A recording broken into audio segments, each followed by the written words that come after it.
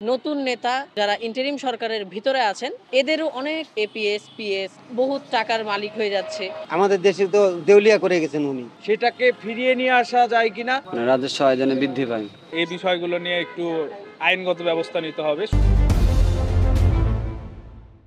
পালানোর পরেও সুইস ব্যাংকে জমানো টাকাগুলো বাড়ছে। এই টাকাগুলো আমাদের দেশে ফিরে আনা দরকার এবং অতি সত্বর ফিরানো উচিত। কারণ আমাদের দেশে তো দেউলিয়া করে গেছেন উনি। উনি তো আমাদের দেশের কোনোদিন ভালো চাননি। ভালো চাইলে তো উনি আজ দেশ ছেড়ে পালাতেন না। আর যেসব দুর্নীতিগুলো করেছে এইসব দুর্নীতির বিচার হওয়া চাই ওনার। আসলে যারা দুর্নীতি করেছে সেই টাকাগুলো এখনো সুইস ব্যাংকে এখনো বিদ্যমান রয়েছে। সেটাকে ফিরিয়ে নিয়ে আসা যায় কিনা সে বিষয়ে ইন্টারিম সরকার কোনো ব্যবস্থা গ্রহণ করছে কিনা, এটা জনগণের মনে সংশয় রয়েছে। সেটা যেন জনগণের টাকা জনগণের মাঝে ফিরে আসে, সেইটা আমাদের প্রত্যাশা। জনগণ যেন তাদের সেই ট্যাক্সের টাকা, তাদের জনগণের টাকা, কষ্টার্জিত টাকা, সে দুর্নীতি করে এই ফ্যাসিস্ট খুনি হাসিনার দোসররা এবং খুনি হাসিনা সরকারের মন্ত্রী এবং এমপিরা এবং উচ্চপদস্থ কর্মকর্তা সচিবরাও দেখবেন যে তারা সুইস ব্যাংকে টাকা হচ্ছে তারা দুর্নীতি করে ওখানে পাচার করেছে।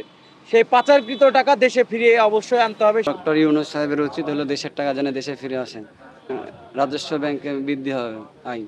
আমাদের হকের টাকা চাই আমরা দেশে ফিরে আসুক এবং আমাদের দেশে যেন রাজস্ব আয় যেন বৃদ্ধি পায়।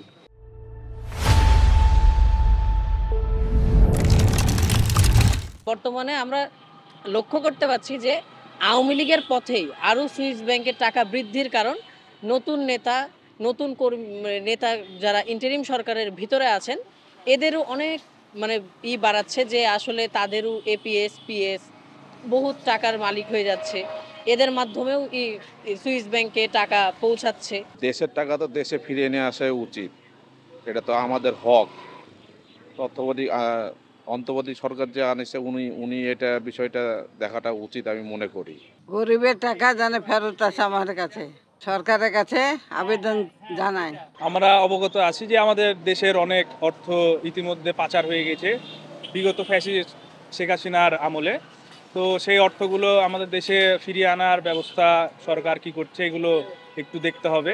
ঠিক আছে, এই বিষয়গুলো নিয়ে একটু আইনগত ব্যবস্থা নিতে হবে। সুইস ব্যাংকে প্রচুর পরিমাণ আমাদের দেশের অবৈধ অর্থ ওখানে জমা হয়েছে, এগুলো দেশে ফিরিয়ে আনা লাগবে। সাধারণ জনগণের এগুলো অর্থ এগুলো দেশে ফিরিয়ে আনার আমি দাবি জানাচ্ছি। সুইস ব্যাংকে গরিবের টাকা বৃদ্ধি পাচ্ছে, এই টাকা আমাদের টাকা যেন আমাদের কাছে ফিরিয়ে নিয়ে আসা হয়, এটা সরকারের কাছে আকুল আবেদন জানাই।